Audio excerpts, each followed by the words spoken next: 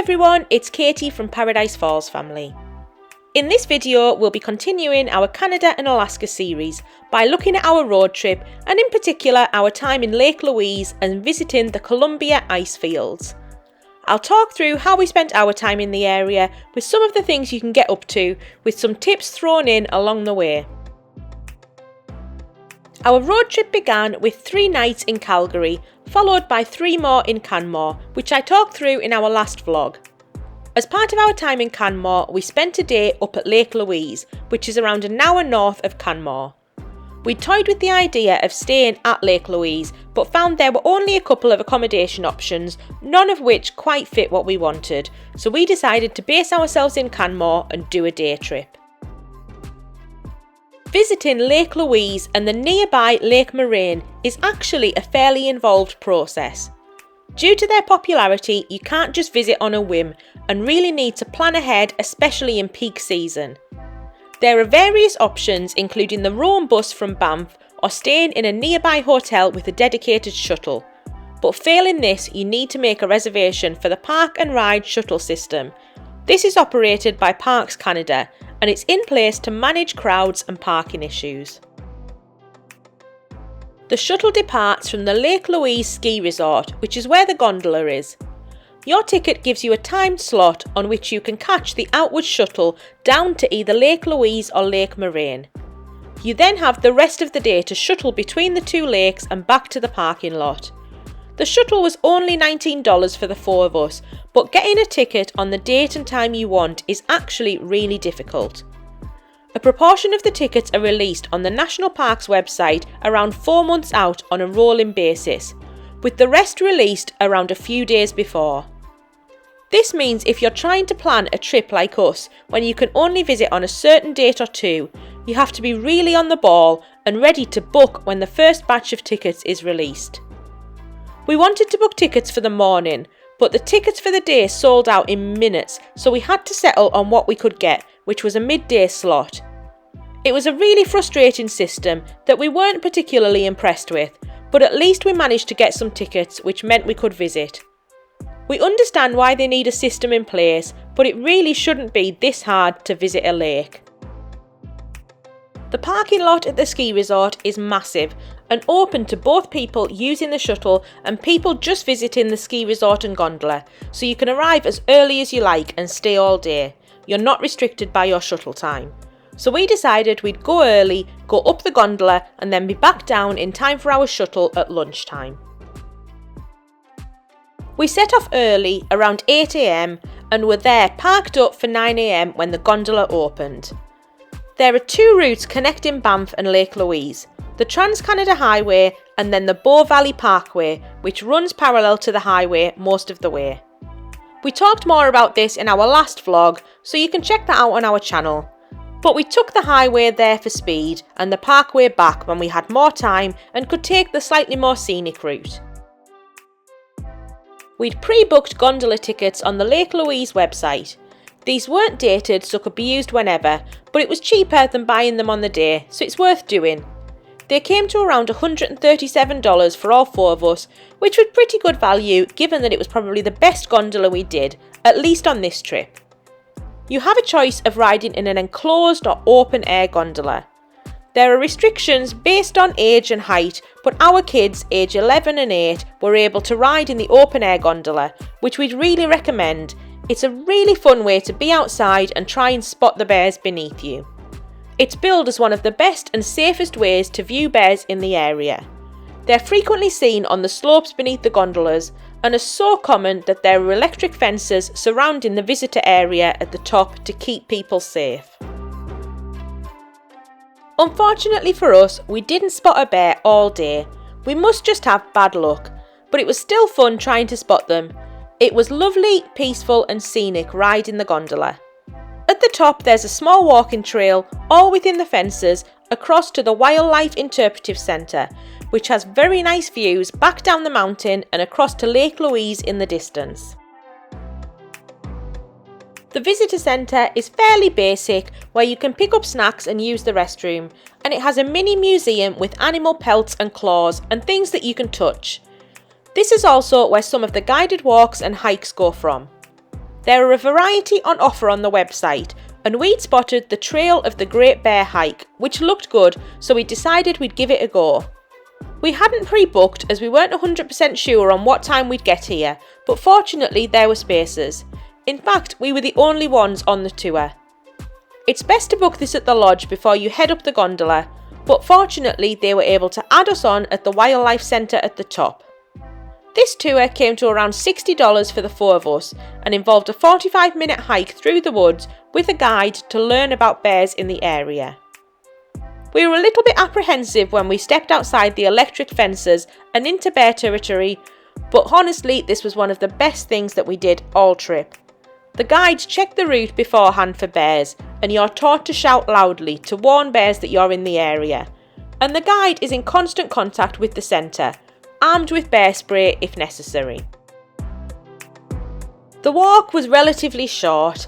It was less than a kilometre in total, but we were given loads of interesting information about the bears in the area and how they live, and it was fun to be out walking in the woods, with some great photo opportunities and views back to Lake Louise. It was a fun addition to our trip and something we'd really recommend if you're visiting. We asked our guide how common it is to see bears from the gondola, and he said he maybe sees them around 50% of the time, and they commonly do hang around the fences, so it sounds very common to see them. There's a calendar on their website showing which days they've been spotted on, and looking back, August seemed pretty quiet, so while it's common to see them, it's far from guaranteed. So after the hike, we headed back down the mountain to the ski lodge at the bottom, which has a couple of dining options, restrooms and a shop. We grabbed a quick lunch in the canteen here, just burgers and fries, and then it was time for our shuttle at midday. We had an hour's slot, so we checked in at 12:20, but then had to wait around 30 minutes for the next coach to take us down to Lake Louise. But then it only took around 5 minutes to reach the lake where we were dropped off. Lake Louise is a glacial lake and it's an icon of the area, so it's a must-do if you're here. It's an incredibly beautiful area and well worth a visit.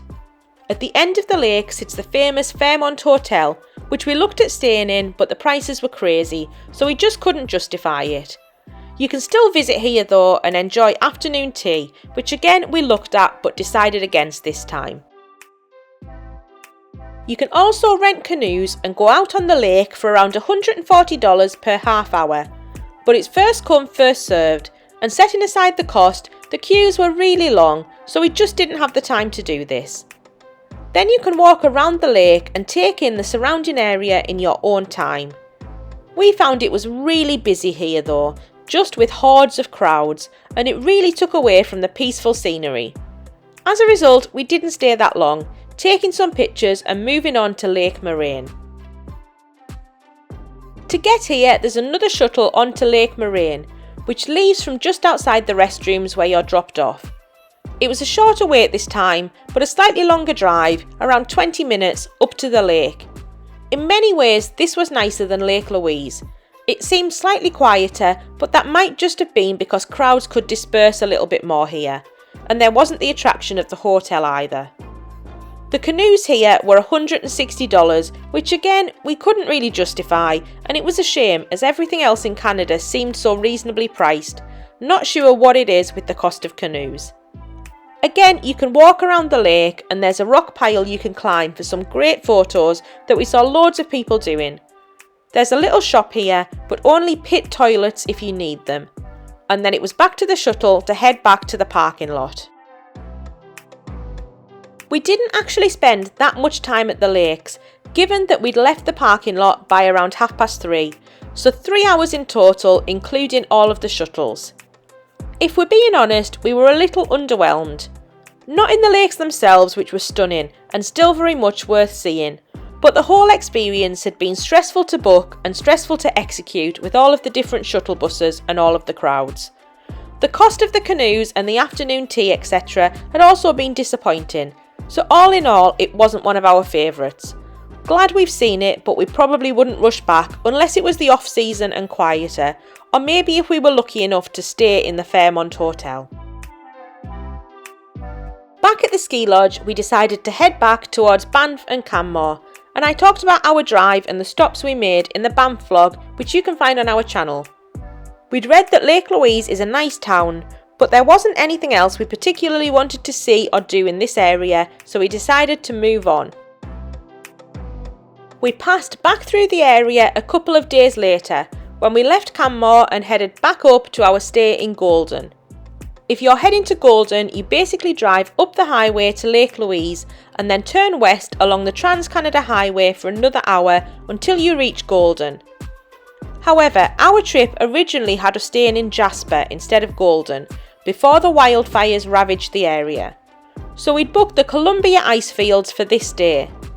These are located halfway up the Icefields Parkway between Lake Louise and Jasper, further north.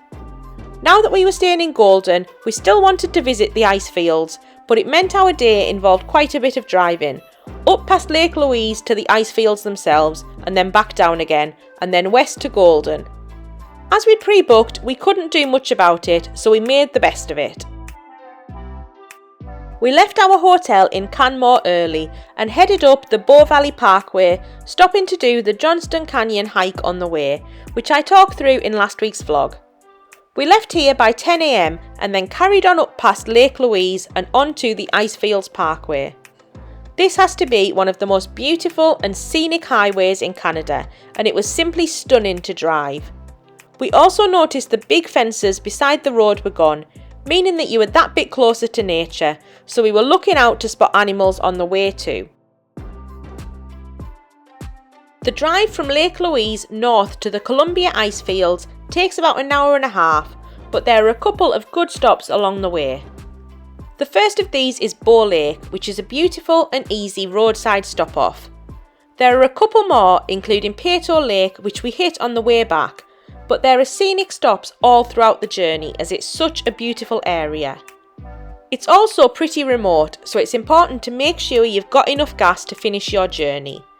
There was one gas station at the Saskatchewan River Crossing Resort, which we did use, but that's it. At the Icefields themselves, there's a visitor centre on the right-hand side of the road as you approach from the south. The glaciers are off to the left, and you can actually see 5 glaciers just standing in the parking lot. It's really incredible scenery. The visitor centre has a massive parking lot, from which you can walk down to the edge of the glacier yourself, or you can head into the centre and book onto a trip onto the glacier itself. There are various packages available, but we selected the standard Columbia Icefield adventure, which includes a ride up onto the glacier, followed by a trip to the glass walkway up in the mountains. We'd pre-booked this online on their own website. Our tour was booked for 1:15 PM, so we had a bit of time to relax in the visitor centre beforehand. There are a couple of restaurants here, a Starbucks, a gift shop, restrooms, and it's a nice place to spend some time before or after your tour. We found the food to be really decent here, if a little bit pricey with it being the only option for miles. But it did the job and we enjoyed a good lunch. The gift shop was really good as well, and we picked up some souvenirs before heading onto our tour. This begins with a coach journey up over the road and onto the mountain. You then transfer onto an Ice Explorer, which looks a bit like a monster truck, and they're specifically designed to drive off-road and handle the terrain here. It's fun to ride with a really big focus on safety, and only took around 10 minutes to drive from here up onto the ice. Once parked up, you're free to explore the glacier within the marked out area. This has been pre-checked to ensure it's safe. With it being a glacier and ice, it's important not to go any further, as crevices can obviously open up. It was a relatively small area, but enough that you can enjoy yourself, take a look around and get some good pictures. There's a little stream of glacier water around the area where you can fill up your water bottles and get a really refreshing drink. They also encourage people to dunk their head in for a free glacial facial. Not something we went for, but it did look fun. You get around 20 minutes out on the glacier, long enough that if you're not dressed appropriately, you can get seriously cold. It's around 10 degrees colder up here compared to the roadside, and we were glad of all the layers we'd brought with us. The number of people we saw shivering in t-shirts was pretty crazy. We had a great time up on the glacier. I think we've been a little bit spoilt in that we've been out exploring ice caves in Iceland before, so this seemed pretty tame and a little bit more commercial. Nevertheless, it was a really cool experience and something we'd recommend if you're passing. It would be a shame to miss it. Once your time is up, it's back to the Ice Explorer, down to the coach, and then up onto the Ice Walkway, which is just down the road. This is a walkway and viewing area built into the side of a mountain, including a glass walkway out over the edge. It's perfectly safe and really cool to do, so worth adding onto your ticket. The views are incredible, and we were told you can usually see mountain goats all around you, but unfortunately we didn't spot any this time. You can basically spend as much time as you want here, and then catch one of the regular buses back down to the visitor centre. The weather had turned at this point though, and the rain was coming down, so we did this part as quickly as possible. For us, we had enough time for a quick Starbucks, and then we got back onto the road south towards Lake Louise again and onto Golden. The trip to the Icefields had taken us well out of our way, but that was just due to the change in our plans due to the wildfires. Otherwise, it would have been perfect for on the way up to Jasper. It came to around $380 for the four of us, or just under £200, so this was one of the pricier activities of the whole trip. As I mentioned though, it's a lot of fun, very cool to see, and probably a must-do if you're passing by. On the way back towards Lake Louise, we made another stop at Peyto Lake. This was a very slight detour off the highway, only a couple of minutes to the parking lot, where it's a short walk to the viewing area. Apparently this does get busy, but as we were a little bit later in the day, it was almost empty, so we were able to park up, take a quick look and get some pictures. This is probably one of the most beautiful lakes we saw all trip, so it's worth the stop if you're in the area.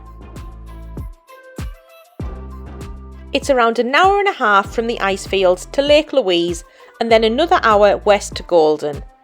There was another stop we were planning at Emerald Lake, but by this time the weather wasn't wonderful, it was later in the day and we'd been in the car a lot, so we decided we'd give it a miss with the intention of returning another day, as it's only a little way east of Golden where we were staying. So we headed straight on to Golden to get some food and check into our hotel. And with that, I'll end the vlog there. I'll talk through our time in Golden and then Kamloops on our way out to Vancouver in next week's vlog, so make sure to subscribe to catch that. If there's anything you want to ask or anything we missed, please let us know in the comments below.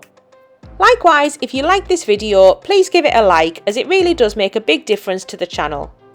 In the meantime, if you've got any questions or any other tips, then let us know in the comments.